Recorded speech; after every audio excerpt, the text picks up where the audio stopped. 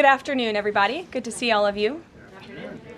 With President Trump as commander-in-chief, the world is a much safer place.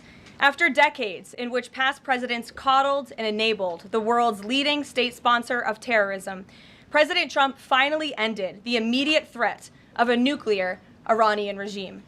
Following President Trump's command, the most powerful military in the history of the world executed massive precision strikes on 3 of the Iranian regime's key nuclear facilities. The objective of Operation Midnight Hammer was to destroy the regime's nuclear enrichment capacity and stop the grave nuclear threat posed to the United States, Israel, and the rest of the free world. The mission, which will go down in the history books, was an overwhelming success. Secretary of Defense Pete Hegseth and the chairman of the Joint Chiefs of Staff Dan Raisin Kane covered the operation in great detail at their briefing this morning at the Pentagon, and I encourage every American to watch it. As President Trump has said repeatedly, the United States of America has the greatest, fiercest, and bravest armed forces ever to stride the face of this earth, and we couldn't be more grateful and proud of our nation's warriors. The Iranian regime was weeks away from being able to produce a nuclear weapon that would threaten the entire world before President Trump took this decisive action on Saturday night to obliterate their nuclear capabilities. The contrast in leadership could not be more clear. Barack Obama and Joe Biden sent pallets of cash, American taxpayer dollars, in a failed attempt to buy the Iranian regime's compliance with a weak and ineffective deal. President Trump sent a fleet of American warplanes to destroy Iran's ability to produce a nuclear weapon. The United States and the entire world are safer because of this president's decisiveness. Despite agenda-driven leaks by the fake news media aimed at undermining this incredible accomplishment achieved by President Trump and our brave fighter pilots, there is broad consensus emerging already that Iran's nuclear capabilities were indeed destroyed. The United States, Israel, the United Nations, and even Iran all agree they can no longer build a nuclear weapon. So why did the president immediately turn to obliterating after the Iranian nuclear threat? Securing peace. Within 48 hours of the devastating strike, President Trump and his team brokered a historic ceasefire between Israel and Iran and officially ended the 12-day war. The Middle East is now shifting away from chaos and bloodshed and moving toward the beginning stages of a new era of peace and stability that President Trump has long called on them to achieve. This was unthinkable at this time last week, and this is what peace through strength looks like. Under President Trump, America will relentlessly advance our interests without being dragged into endless wars. His fearless leadership guarantees America is once again respected across the world. Just look at what he was able to accomplish at the NATO summit in the Netherlands. Many of you were there. Our allies agreed to invest 5% of their GDP annually in defense because President Trump demanded it. This will be the most significant reinforcement of NATO's collective defense in the history of the NATO alliance. And as a result, the United States of America will carry less of the burden, and our NATO allies will be stronger than ever before. As NATO Secretary General Ruda put it, for too long, one ally, the United States, and our taxpayers, I may add, carried too much of the burden of that commitment. And that changes today. President Trump made this change possible. We will produce trillions more for our common defense to make us stronger and fairer by equalizing spending between America and our allies. This is the Trump effect. This is what the president meant when he declared that America is back. Now, back here at home, Americans are paying much cheaper prices for gasoline this summer, as both the Wall Street Journal and the New York Times pointed out today. Here's how the Wall Street Journal put it. Hitting the road this summer won't bring as much of a big hit to your wallet. The national average for a gallon of regular gasoline is about 23 cents cheaper than this time last year. Analysts say plentiful supply is expected to keep prices down in the coming months. These are the cheapest gas prices at this point of the summer since 2021. And despite all the doom casting from liberal pundits, oil prices on Tuesday were lower than before the Israel-Iran conflict began. As President Trump continues to unleash American energy, our country will have even more efficient, reliable, and affordable energy to protect our national security and fuel our people. Later this afternoon here at the White House, the president will host a One Big Beautiful event in the East Room to rally Republicans to get the One Big Beautiful bill across the finish line. At that event, he will be joined by everyday Americans from across the country who will massively benefit from the common sense policies and provisions within this bill. This is the largest tax cut for working and middle-class Americans in history, and it's going to put more money into the pockets of hardworking Americans. Families will see an average increase in take-home pay of more than $10,000 per year. Americans earning between $30,000 and $80,000 per year will see a 15% tax cut. Overtime and tipped workers will save thousands of dollars annually. And our amazing seniors will receive historic financial relief by reducing the tax burden on their Social Security benefits. Simply put, this bill is going to unlock the golden age of America. And we look forward to continuing to work with the Senate and the House to see this bill on the president's desk for signature by Independence Day.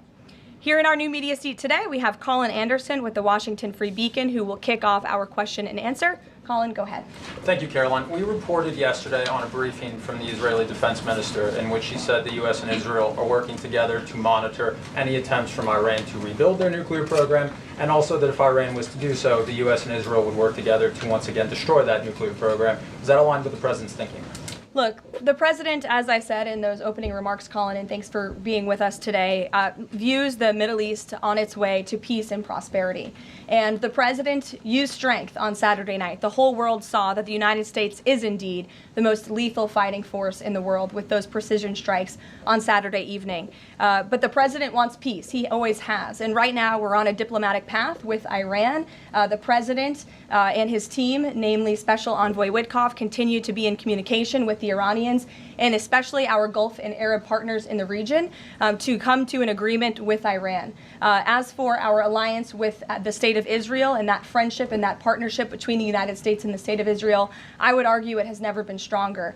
And we see a new era in which perhaps some of these Gulf and Arab states can sign on to the Abraham Accords. That was one of the president's most signature accomplishments in his first term, and he'd like to see more of those countries sign on in this second term. And so we look forward to sustaining a long and durable peace in the region, and the president wants to do that through a diplomatic solution. But as he proved on Saturday night, he's not afraid to use strength if we need to do it. Gabe. Thanks, Caroline. The president mentioned in a Truth Social post that no enriched uranium was moved from Fordo. What about the other two sites, Isfahan and Natanz, and how can the president be so sure that no uranium was moved? Well, what I can assure you is that the United States and our intelligence agencies and Director Ratcliffe and the President's entire national security team were obviously watching these sites very closely in the weeks and the days leading up to the attack on Saturday, which I will add was one of the most secretive and successful operations in United States history. I think many of you in this room would agree with that because none of you in this room knew about the strike on Saturday until it took place. So we were watching closely, and there was no indication to the United States that any of that enriched uranium was moved prior to the strike. From any of the sites? Correct. And then one more thing, Caroline. Next week, the president mentioned that there would be talks with Iran. Didn't mention any details, and Iran has not confirmed them. Can you share any details about any potential talks next week? We don't have anything scheduled as of now, but I spoke to our Special Envoy Witkoff at length this morning, and I can assure all of you we continue to be in close communication with the Iranians and through our intermediaries as well, namely the Qataris, who have been an incredible ally and partner throughout this entire effort. And as I said, this administration is always focused on diplomacy and peace, and we want to ensure we can get to a place where Iran agrees to a non-enrichment civil nuclear program, and there are many other requests that the United States has. Those details continue to really, they're just starting. Of course, the operation was just on Saturday night, but we are in touch, and if there is a meeting, we will let you know as we always do. Brian. Thank you, Caroline. There's two, one on trade. On the July deadlines coming up for the trade deals, is that deadline still hard and fast for the president, or is he now considering even coming to trade deals after that deadline, and where is he on that going forward? I think the president has been asked this quite a few times by many of you in the media. I've heard him answer it at press conferences and at gaggles. He just spoke about it on Air Force One. The deadline is not critical. The president can simply provide these countries with a deal if they refuse to make us one by the deadline, and that means the president can pick a reciprocal tariff rate that he believes is advantageous for the United States and for the American worker, and he will continue to do that. But as for the deals, our United States Trade Ambassador, Jamison Greer, I speak to him frequently. He's working very hard, and he has had very good and productive discussions with many of our key trading partners. And on the One Big Beautiful Bill, there's conversations on the Hill right now about the Medicaid cuts.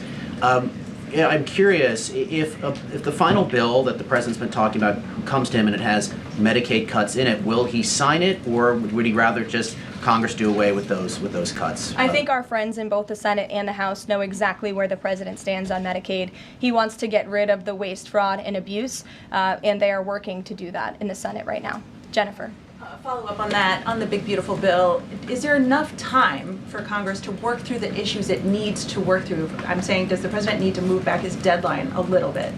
We expect that bill to be on the president's desk for signature by July 4th. I know that there was a ruling by the Senate parliamentarian this morning. Look, this is part of the process. This is part of the inner workings of the United States Senate, but the president is adamant about seeing this bill on his desk here at the White House by Independence Day. And then on Israel, is there a date set for the prime minister to visit the White House yet? Is he coming in a couple weeks? There isn't a date, but the prime minister has expressed interest in coming to the White House to meet with the president and come to Washington. The president is obviously very open to that, but we don't have a date. When we do, we'll let you all know. Kate. The president suggested he was open to sending more Patriot air defense missiles to Ukraine. Is that going to happen, and were there any other assurances that he made directly to Zelensky when they met?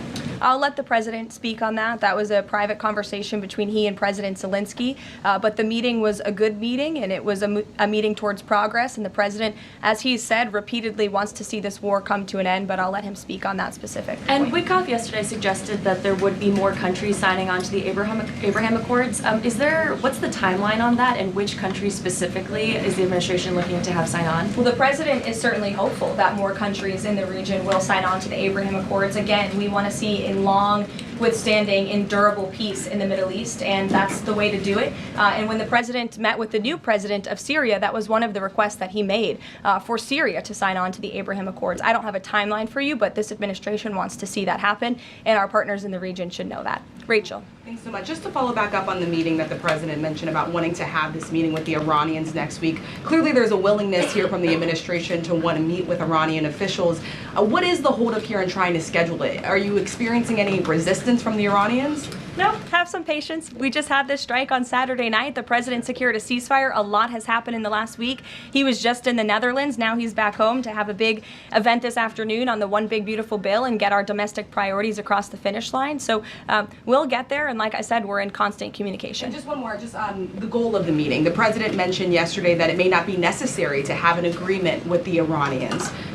What is the purpose? What would be the goal of this meeting? Again, to continue moving forward towards a long-standing peace in the Middle East. Jordan. Yes, Karoline, thank you. So the president had some harsh words for both Israel and Iran on Tuesday as he was departing from the NATO summit after they both violated the ceasefire. He said, what's your response to Americans who are worried the peace isn't going to last and think that Israel is trying to plunge us into another endless war on their behalf? I think the fact that the president was able to successfully negotiate a ceasefire when nobody thought that was possible, it was a surprise to everyone in this room. It was a surprise to the world, but the president got it done because he wants to see peace in this world. He does not want the United States to be dragged into these conflicts. Again, he's not afraid to use strength if he has to, but the president has already proven he can put America first and deliver on peace at the same time. They're not mutually exclusive goals. And then one more. You know, after Kari Lake, she testified in the House Foreign Affairs Committee on the waste, fraud, and abuse and the rot, really, in Voice of America and USAGF. The president called for Congress to kill it. What does that look like, and is the president willing to sign an executive order?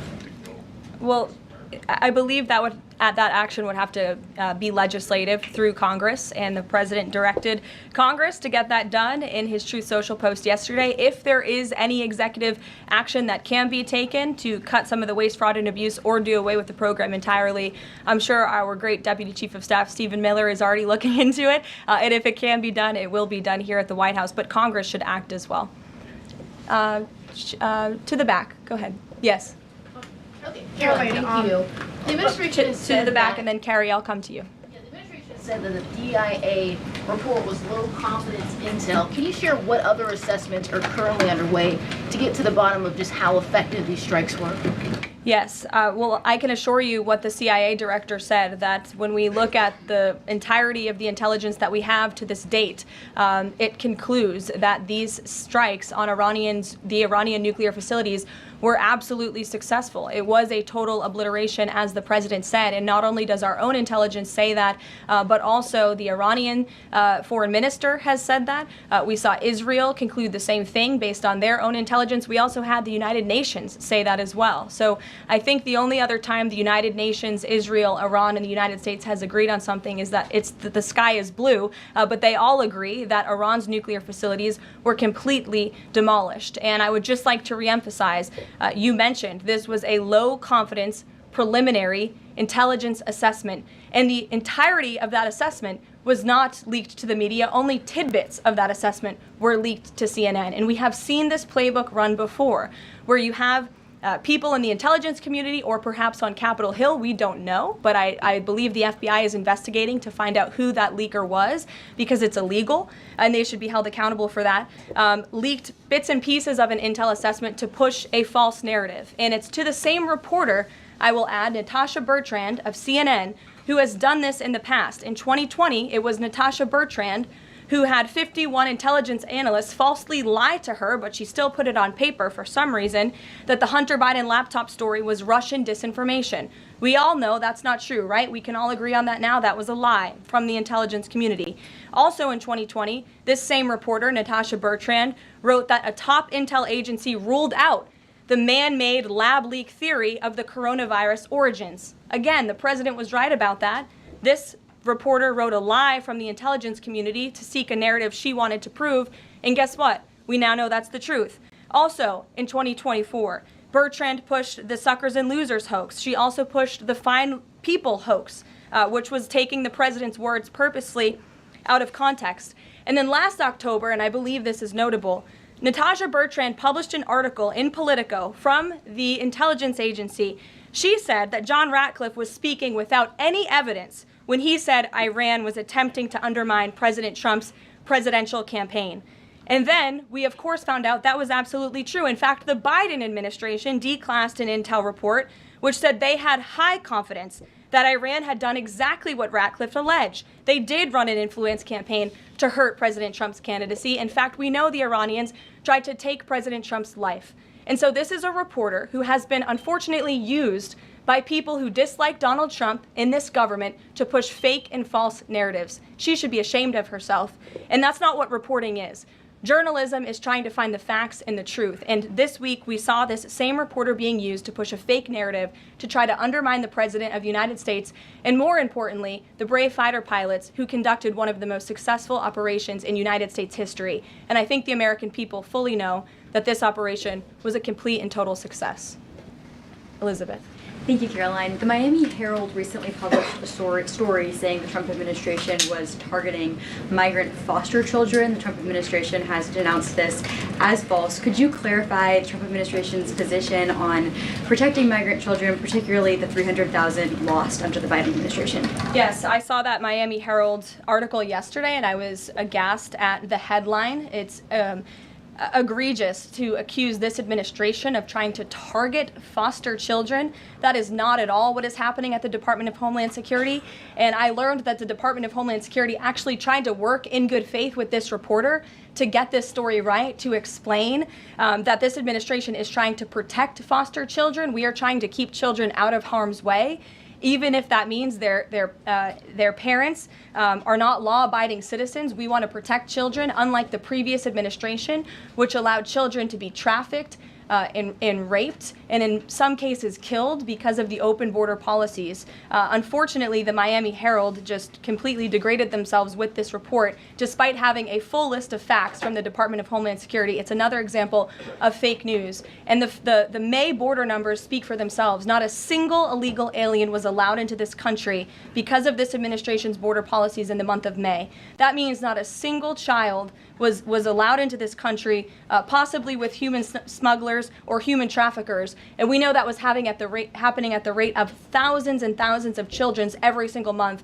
in the previous administration for 4 years. And you didn't see any reporting of that from the Miami Herald, but now they're trying to accuse this administration. And we tried to give them the facts and they refused to report them. So thank you for bringing that report to light. Aisha. Good to see you again. You too.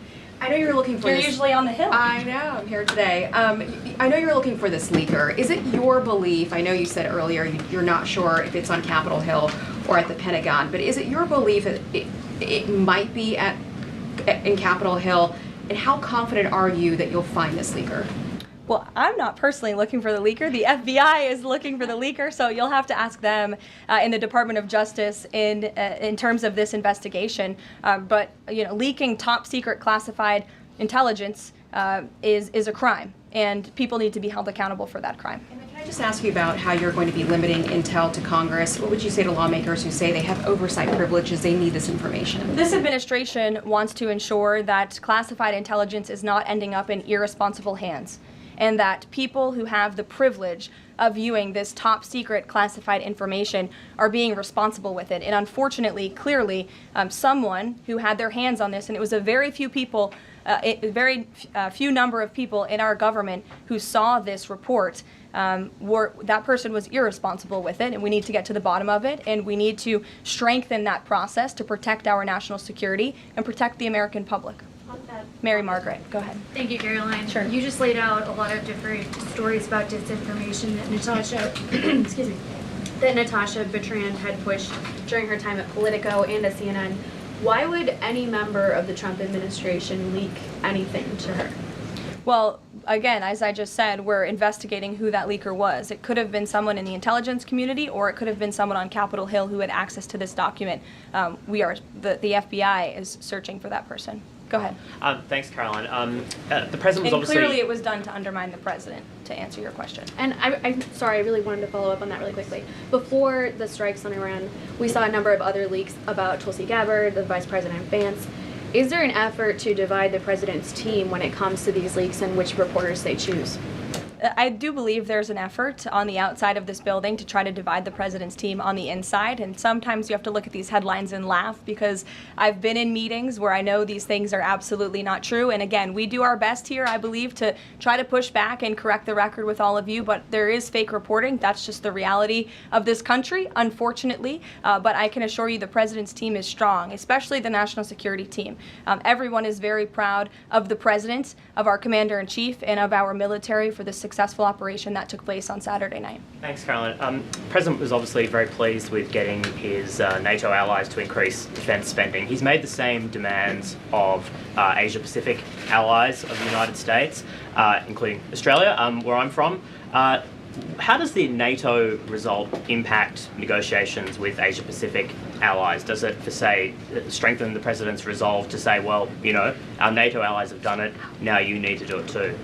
Yeah, I mean, look, if our allies in Europe and our NATO allies can do it, I think our allies and our friends in the Asia-Pacific region can do it as well. But as for our specific relations in those discussions, I'll let the president speak on those. And can I just ask as well, when he had to leave the G7 early, he missed out on a number of bilateral meetings that were scheduled with other world leaders, including the Prime Minister of Australia. Obviously, President Zelensky, he's managed to meet since then, but are there plans afoot to make up for those meetings with the world leaders that he missed out on? Yeah, I think many of those world leaders understood the situation happening in the Middle East and the urgency and the need for the president to get back to Washington to monitor that situation. And obviously that was the right call, considering the success of not only the operation on Saturday night, but also the ceasefire that the president has since brokered on behalf of not just our country, but the entire world, frankly. But he has made up a couple of those meetings, and he has had direct phone calls with some of those leaders he was supposed to meet with as well. Not all. Ed. Yeah, thanks, Caroline. So to clarify on trade, so what happens to the countries other than China on July 9th? That's a decision for the president to make, and I will let him make it. Okay, and secondly, so now that oil is just about upper $60s a barrel, when's the administration going to start refilling the Strategic Petroleum Reserve? That's, again, a decision for the president to make and our Secretary of Energy. There's no imminent plans to do that, from what I understand. But as you have seen with the plummeting of oil prices in this country, it's because this president and our Department of Energy have really tapped into our resources here, and we have an increase of supply, unlike the previous administration that totally hampered our domestic energy efforts, but totally robbed and drained our strategic petroleum reserves. So when the time is right, the president will make that decision. But right now, we are utilizing the resources that God blessed us with right here in our country to produce energy for our people. You know, one more if I could. On the One Big Beautiful Bill, does the president believe the parliamentarian of the Senate should be removed? I haven't spoken to him about that, and I'll let him speak on it. However, again, he knows this is part of the process and the inner workings of the Senate, and he wants to see this bill done, and he remains very much engaged in these conversations and in this process with lawmakers in both the Senate and the House side, and the whole White House does as well. In the back, yes, Libby. Thank you, Caroline. Earlier today, the president stated that these photos out of Bordeaux that were showing nuclear materials being removed, suspected of showing that, were just concrete workers. What intelligence is that based upon? Look, the president shared that statement with all of you, and I already answered the question about whether uranium was moved prior to the strike, and the answer is no. Is there a chance that the DIA report becomes public at any point? I don't think this administration is going to get into the habit of sharing classified, top-secret information. Those classifications exist for a reason, and I wish everyone who had the privilege of looking at these documents would respect that. Daniel? Thank you, Caroline. You've been emphatic that the president's expectations for the One Big Beautiful Bill to hit that July 4th deadline.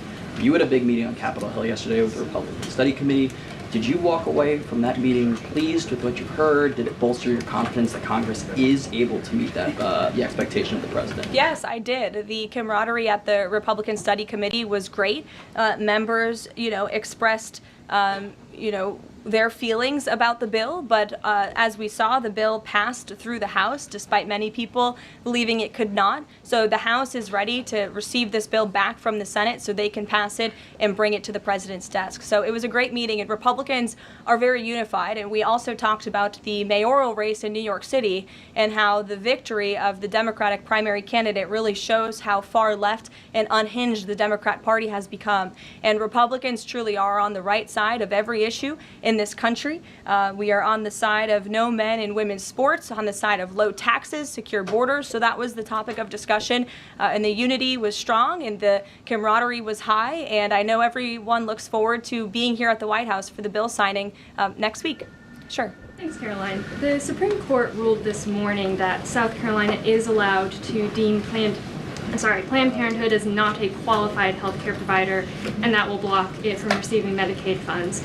Does the White House have a statement on that ruling, and would the president support a standalone bill from Congress to defund Planned Parenthood at a federal level rather than letting each state determine it? I'll let the president speak on that legislative priority, but as for the Supreme Court ruling, the president has always maintained that Americans should not be forced to violate their conscience and their religious liberty by having their tax dollars fund abortions, and we're glad the Supreme Court ruled on that side today, or yesterday. Then on Iran, but on a domestic matter, in January, President Trump revoked security details for several former administrations, including Mike Pompeo, Mark Milley, and John Bolton. Given the heightened tensions with Iran right now, is he considering restoring those security details? That's not under consideration right now. Fran. If I could follow up on trade, and then I have a question about the bill as well. Are you saying at this point that there's no plans to extend that July 8th and July 9th deadline? I mean, especially with everything that's been going on, from Iran to the tax bill on Capitol Hill, is that under consideration at all at this point? Perhaps it could be extended, but that's a decision for the president to make. And as far as the bill itself goes, since the president has been back, what has he been doing beyond the event that he's having later today to try and get wobbly senators on board? Is he making phone calls, twisting arms? Is he having some people over to the White House? Can you tell us more about that effort? There have been meetings at the White House this week. I saw some senators rolling out of the Oval Office the other day, and the president remains on the phones talking to his friends in the Senate when necessary, and when they call, he picks up the phone. And I think that's why they greatly trust and respect his leadership. And we're having that big event later this afternoon at 4 o'clock. I would encourage you all to tune in. We're going to have some great everyday Americans who are in attendance. We'll have some tipped delivery drivers. I think we're going to have a barber from the great state of Arkansas here in attendance. We're going to have some law enforcement officers, some Border Patrol agents, and Tom Homan will be speaking as well. So the point of this event is to show the American people how this bill works for them and how there are provisions in this bill that will change their lives. Can you tell us which senators you saw rolling out of the Oval Office? I'll let the president speak on that if he wish. I don't share details about his private meetings without his permission. Emily, go ahead. Today, the Justice Department announced it was opening an investigation into employment discrimination at the University of California, alleging they had race and sex-based quotas.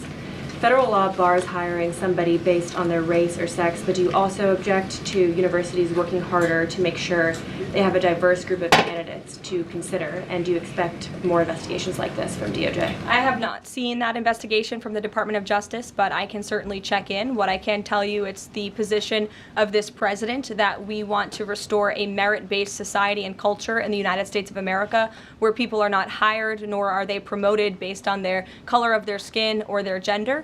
The president wants people to be hired in the workforce because of their merit and their skill, and I think most Americans agree with that. I'll take one more. Carrie, because I promised you earlier. So the Ayatollah Khomeini came out and said that Iran will, quote, never surrender to the U.S. That being said, what remains to do with the possible responses from Iranian proxies in the region and even in the U.S.? Look, we saw the Ayatollah's video, and when you have a totalitarian regime, you have to save face. I think any common sense, open-minded person knows the truth about the precision strikes on Saturday night. They were wildly successful, and it's what led to the ceasefire agreement between Israel and Iran, which the president is very grateful for. And the United States of America remains prepared to defend our assets and our personnel in the region. And again, I would just emphasize the success of the strike that took place on Saturday night, and the world is a safer place because of it. Thanks, guys, for coming today, and you'll see the president at 4 o'clock. Thanks.